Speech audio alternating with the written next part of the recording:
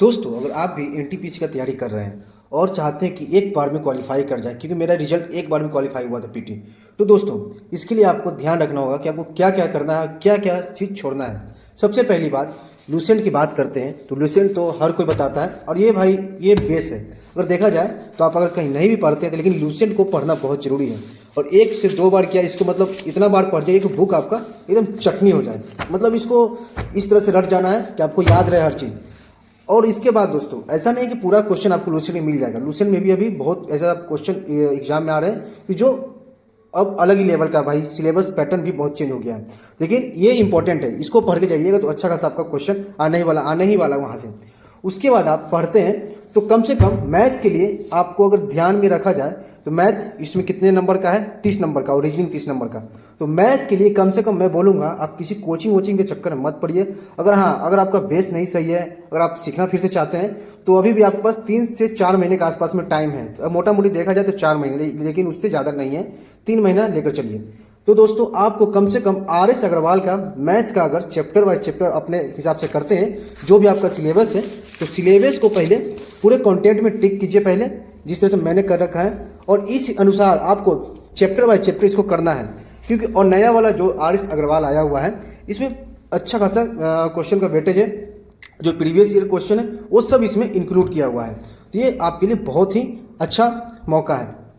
लेकिन हाँ, कम से कम आपका जो सिलेबस है उसको पूरी तरह से इसको कवर करना है, वैसे आपको फिर दिक्कत हो जाएगा। मैथ और रीजनिंग इसका कोर है, कोर सब्जेक्ट है, जो कि 60 नंबर का है। आप अगर मैथ में अगर 30 में 30 लाते भी हैं तो रीजनिंग ऐसा चीज़ है कि रीजनिंग में हो सकता है रीजनिंग आप 30 में 28 बना पाएंगे, हो सकता है 25 बना पाएंगे। रीजनिंग में आप पूरा नहीं बना सकते।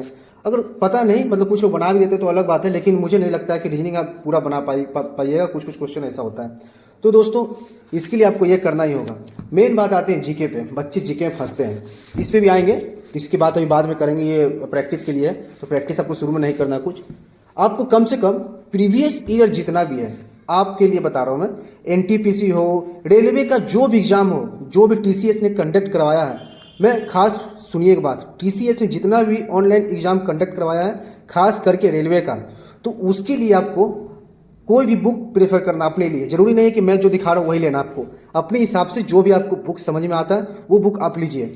और जितना भी प्रीवियस ईयर है तो उस बुक को पूरी अच्छे से पढ़ जाना है। प्रीवियस ईयर लूसेंट को तो पढ़ना ही है आपको, लूसेंट को आपको छोड़ना नहीं है। लूसेंट के साथ ले लूसेंट को पहले पढ़ना अच्छे से, उसके बाद प्रीवियस ईयर जितना भी क्वेश्चन है, जैसे कि ये देखिए ये यूथ कॉम्पिटिशन टाइम्स का है, यूथ का है।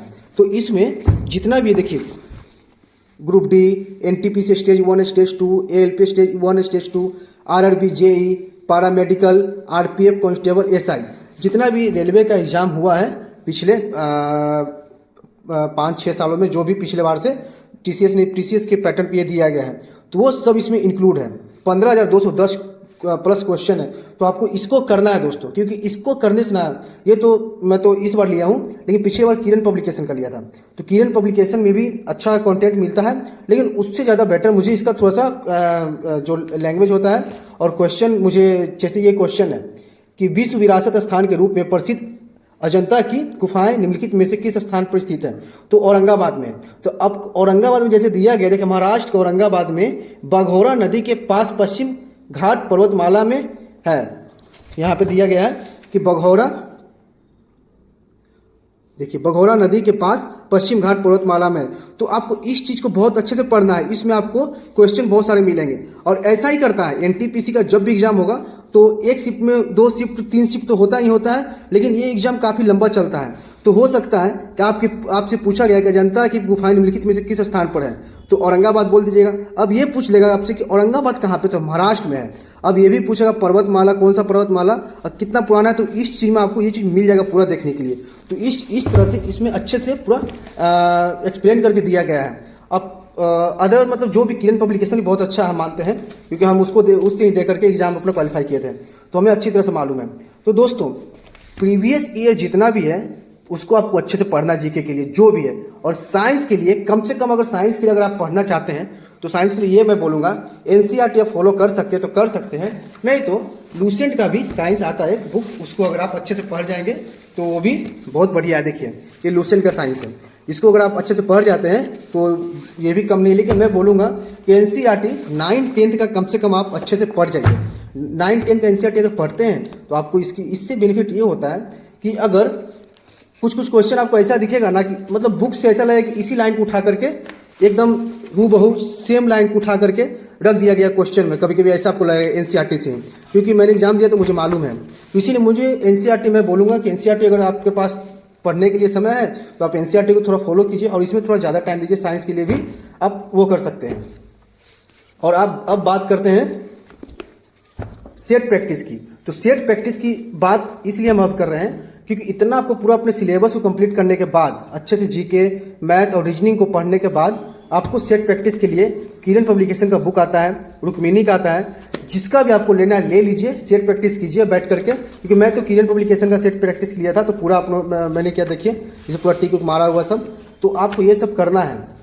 और अभी भी ये मत सोचिएगा कि स्टार्टिंग में ही सेट प्रैक्टिस करना है, क्योंकि सेट प्रैक्टिस स्टार्टिंग में नहीं कर पाइएगा, क्योंकि आप अच्छे से पढ़िएगा नहीं। सिलेबस थोड़ा मान लीजिए 80% भी आपका सिलेबस कंप्लीट नहीं रहेगा, तो आप अगर 70 to 80% भी सिलेबस कंप्लीट नहीं रहेगा तो बैठिएगा आप सेट बनाने के लिए। तो सेट बनाने के लिए जब बैठिएगा तो सेट बनाने में आप क्वेश्चन अटेम्प्ट नहीं कर पाइएगा अच्छे से, तो आपका मनोबल कमता जाएगा। तो इससे अच्छा कि अच्छे से एक बार पढ़ लीजिए जो भी आपके पास टाइम है, इसीलिए कि आप टाइम ज़्यादा नहीं बचा हुआ है दोस्तों।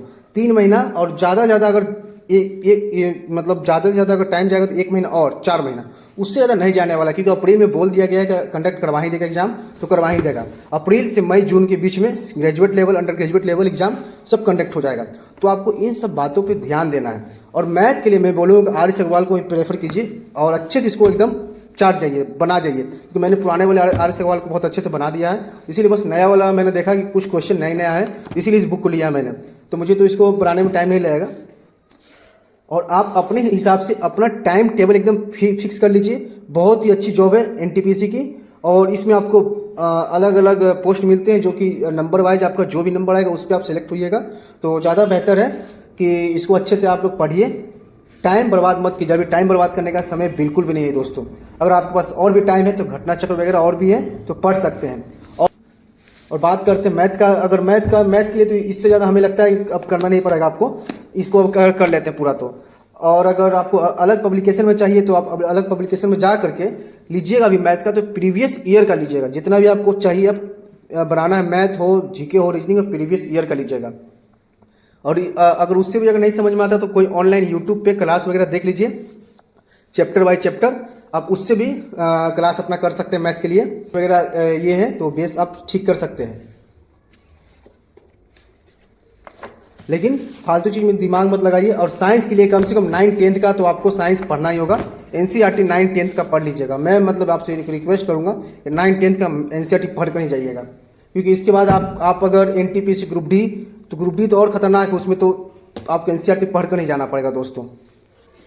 और लास्ट में आपको प्रीवियस ईयर सेट प्रैक्टिस करना है। जो भी करना है सेट प्रैक्टिस लास्ट में करना, अच्छे से पढ़ने के बाद कीजिएगा सेट प्रैक्टिस। ऐसा नहीं कि पहले सेट प्रैक्टिस के लिए बुक लेकर बैठ जाइएगा, ठीक है। तो चलिए, और कोई क्वेरी हो, आपको कोई दिक्कत हो तो आप हमसे पूछ सकते हैं, हम बताएंगे आपको और भी बात।